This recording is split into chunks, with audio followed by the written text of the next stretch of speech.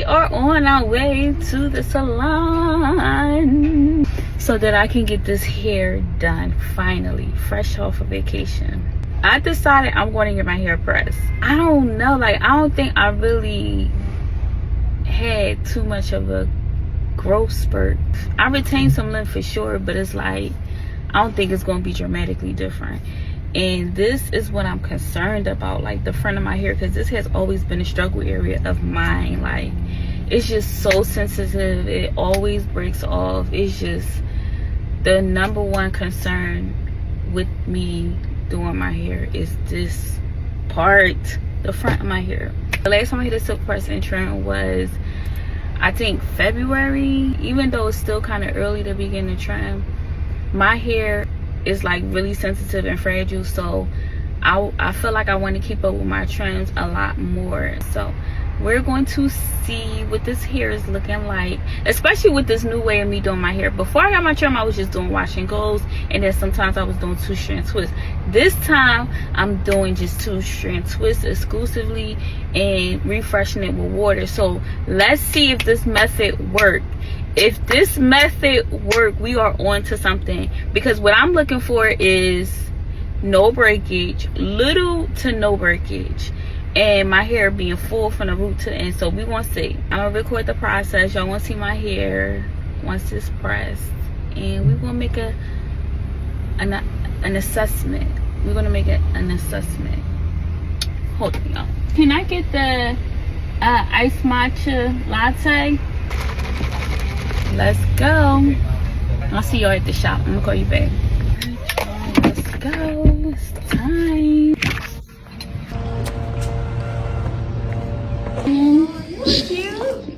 You look cute.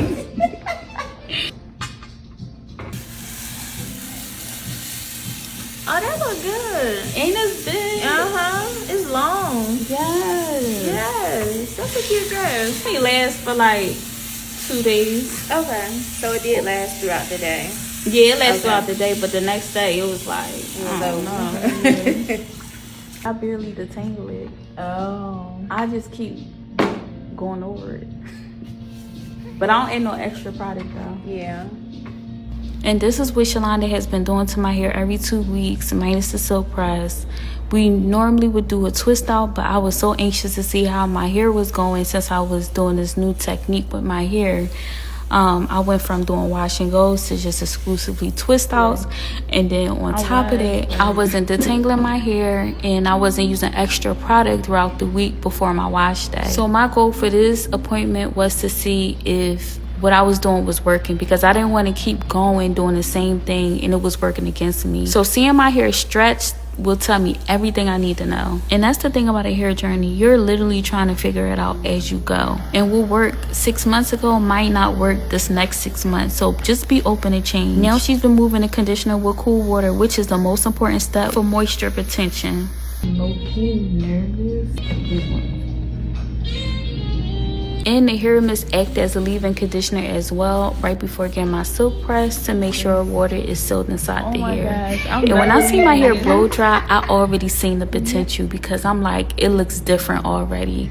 And look at that. From the side, you can see like it's little to no breakage. So she literally just did a dust. And this goes to show how important it is to get that salon care. And not overloading my hair with product has helped my hair to retain density. Like, look how dense it is compared to the last time I got a silk press. And I'm gonna add that video in too. My bang is past my lashes, and before it was like right at my eyebrows. This video was back in March 10th, y'all. This is when Shalonda did my last silk press and trim. This how you leave the salon when you happy. Next phase of my hair journey is going to be no more layers, you know. Ooh, it's hot. Hold on.